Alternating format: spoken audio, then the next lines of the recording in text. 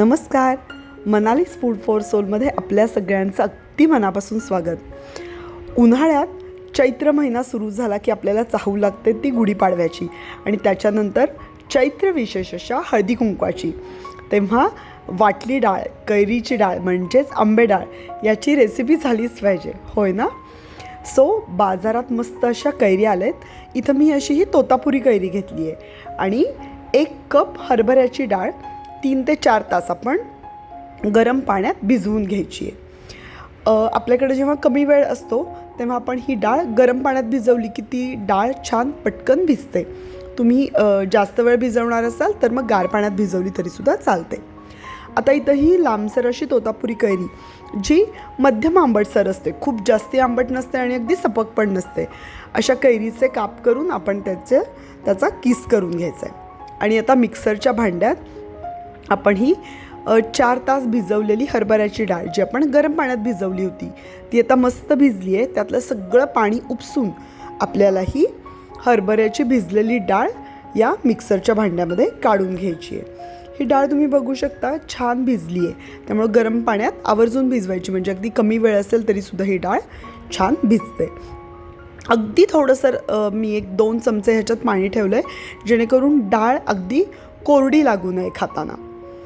अशी ही सगळी डाळ आपण मिक्सरच्या भांड्यात काढून घेतली आहे. त्याच्यामध्ये मी 1 मोठी हिरवी मिरची घातली आहे, चवीप्रमाणे मीठ. तुम्हाला जास्त तिखट हवं असेल तर तुम्ही हिरवी मिरची वाढवू शकता.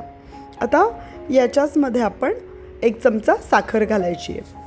ही डाळ थोडी तिखट आणि थोडीशी चवीला नकळत गोडसर अशी छान लागते. याच्यामध्ये मी हा जो कैरीचा किस होता तो घालून घेतला आहे. कैरी ज्या प्रमाणात आंबट आहे त्याप्रमाणे आपल्याला हे प्रमाण कमी जास्त करायचं आहे.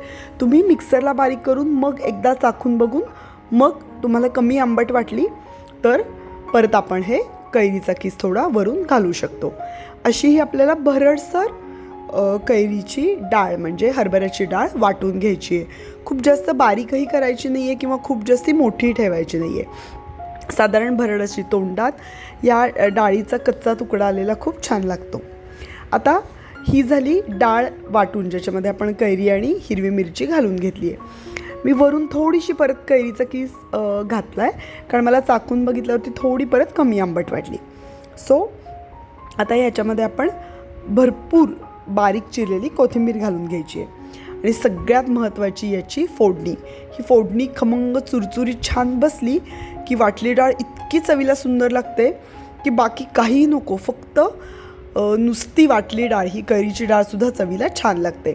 इथं 5 टीस्पून तेलामध्ये आपण 1 टीस्पून मोहरी व्यवस्थित तडतडून घेतली आहे. मोहरी पूर्ण तडतडली पाहिजे, त्याचा आवाज यायला पाहिजे आणि मगच आपण याच्यामध्ये 1 टीस्पून जिरे घालतो आहे. मोहरी जर कच्ची राहिली तर ती दाताखाली येते. इथे आपण अर्धा टीस्पून हिंग घातला आहे आणि याच्यामध्ये आता आपण 7 ते 8 कढीपत्त्याची पानं घालतो आहे. याच्याचमध्ये आपण सुकी लाल मिरची घालून घ्यायची आहे आणि ही सगळी खमंग फोडणी आपल्याला या आपल्या आंबे डाळीवर घालून घ्यायची आहे. याच्यामध्ये कलरसाठी तुम्हाला पाव टीस्पून हळद घालायची आहे, त्यामुळे ह्याला एक छान पिवळसर असा पिवळा धमक मस्त छान अगदी छान कलर येतो. आता ही फोडणी आपल्याला ह्या आपण जी मगाशी हरभऱ्याची डाळ कैरी घालून जी वाटून घेतली होती त्याच्यावर ही चुरचुरीत फोडणी मस्त घालून घ्यायची आणि ही सगळी फोडणी आपल्याला या डाळीत एकजीव करायची आहे. तुम्ही चैत्रासाठी हळदी कुंकू करणार असाल, तुमच्याकडे कोणी पाहुणे येणार असतील, मित्रमंडळी येणार असतील तर बाकीच्या कुठल्याही मेनूबरोबर या उन्हाळ्याच्या दिवसात ही कैरीची आंबे डाळ आवर्जून जाते, चवीला छानही लागते. तेव्हा उन्हाळ्यात ही आंबे डाळ आवर्जून करून बघा आणि मनालीज फूड फॉर सोलला सबस्क्राईब करायला विसरू नका.